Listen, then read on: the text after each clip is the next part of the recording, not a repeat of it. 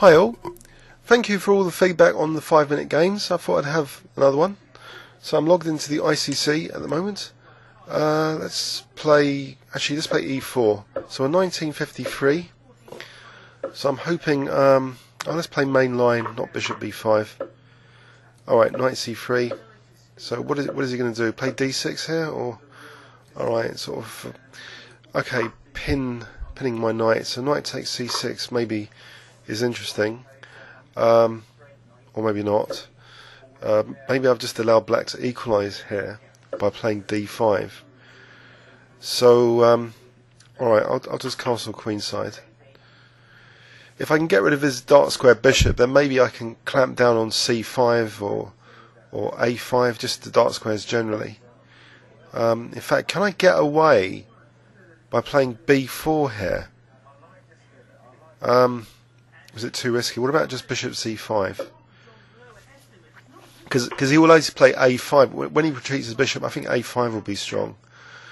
But here, okay, h4 maybe. Try and get a kingside attack going with h5 and h6. So at least that diagonal, I'm trying to exploit the fact, well, his bishop's blocked in on c8 with that a6 pawn. So if I can just increase the pressure on the kingside, gain a bit of time, and this is a bit of a caveman attack now on the kingside. I think John Nunn had a game like this in his one of his attacking books. I was really impressed with his game annotations, and one of the games he'd like launched this major like kingside attack. It was really impressive, the actual look of it, all these pawns like on the kingside, you know, ready to smash through. So let's see if I can get an entertaining game like that out of this game. So whilst keeping some positional control on the dark squares here, so maybe this bishop, I don't know, on h3 or g2, or even h3. What about h3? Because then I can play for g5 and target e6. If his bishop ever leaves c8, then e6 might be weaker. So rook g1 and g5. Actually, the queen's not bad there, eyeing that g7 square. So if I can get in rook hg1, maybe double up rooks, then g5, just preparing g5 slowly, because then it'll be a harder defensive task. Because at the moment his queenside pieces are not doing much. So if he just has to sit and wait for me to prepare g5 here, then he's going to be in real trouble. But this might be an opportune moment. No, mind you, he's winning a pawn at the moment because his queen's eyeing g5. So let's double up rooks. But then I would be allowing.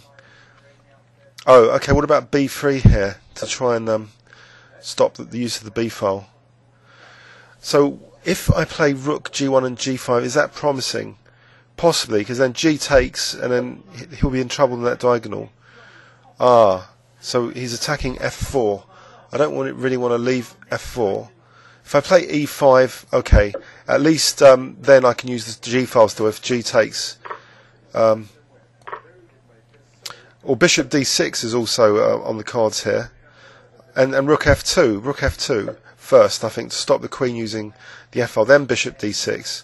Or I could leave that bishop there just in case he's going to play c5, liberating his position later. So really, what do I want to play for here?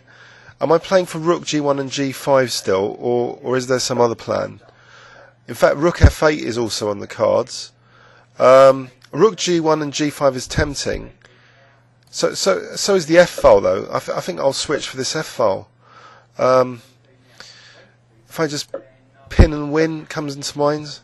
Except I've allowed that check. It's not too dangerous. But maybe if bishop d6, I'm trying to make a liability somewhere. What about the 7th rank though?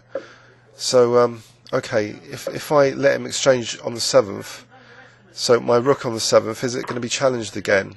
What about rook f8 here? Now attacking his bishop on c8.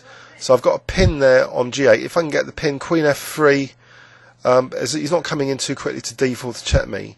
But he might have queen d2 there, then queen f7, queen d4, king 8, king a2. So maybe I can get my queen to f7. I'll try that, unless there's a more elegant way. I think queen f3 seems reasonable because he's just unprotected f7 with his rook on b7. That bishop is, so f7 is vulnerable now to queen f7. So if queen d2, I think, yeah, there isn't much counterplay there. So his knight's pinned at the moment. Now if king h7, maybe bishop f1 to d3 to check his king. But here, yeah, it seems queen f7 strong, and that's missing any tactical resource. There isn't queen e5, that bishop. So queen f7 seems damn strong here. Is there anything else to consider? Maybe a rook takes b3, c takes queen d2. Can I improve on queen f7, or do I have to allow that? I think I have to allow that, because maybe king takes if he's going to play rook takes b3. Anything else? I think I'll go in for the kill with queen f7. So if rook b3, I think king takes. Then if check, maybe just king a2. I think he runs out of checks. So I'm hoping this will be good. Yeah, it seems quite decisive. There aren't too many resources for black here to consider, apart from rook takes b3. Other things seem a bit too slow. Yeah, so that was interesting. So I was originally trying to play g5 in this game, and he completely clamped down on that, but at the expense of this f-file, so I came in on the f-file instead. I mean, he's resigned, and he sent me a message.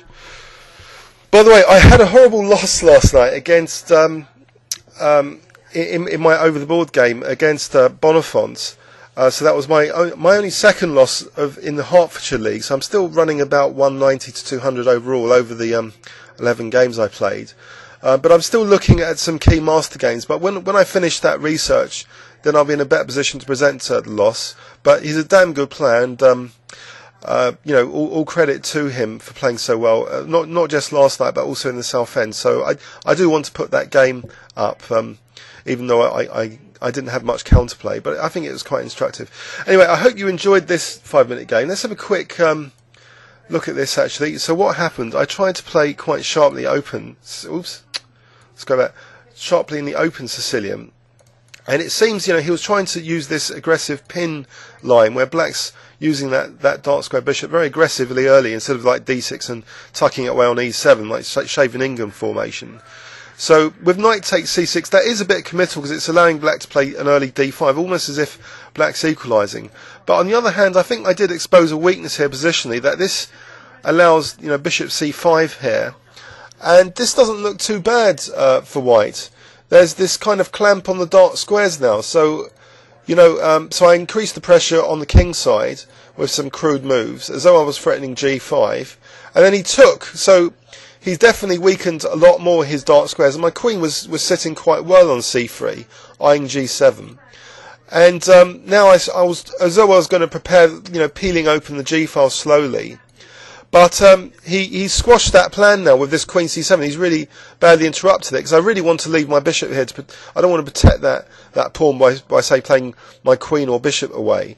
So I closed the position a bit with e5. But that did cause this f-file concession, so I was able to use this f-file now for this key move rook f2 here with that bishop protecting. So once I got the f-file, doubling up rooks, now he started to have some other problems on the 7th and 8th ranks. So I exchanged off one set of rooks. I think sometimes exchanging off one set of rooks does weaken squares in the opponent's position, a bit analogous to exchanging off one of the opponent's bishops of a certain colour, because yeah, the squares have been weakened, you know, in particular, you know, getting this pin and being able to maintain that pin with a gain of tempo on his bishop was very handy now. So just exploiting the pin even further now with queen f3, taking a note of any tactical opportunities. But black seems to be a bit dead here with this very bad bishop. So there wasn't too much counterplay here. This is just far too slow because queen f7. So anyway, I hope you enjoyed that game, and please leave any comments or questions on YouTube. Thanks very much.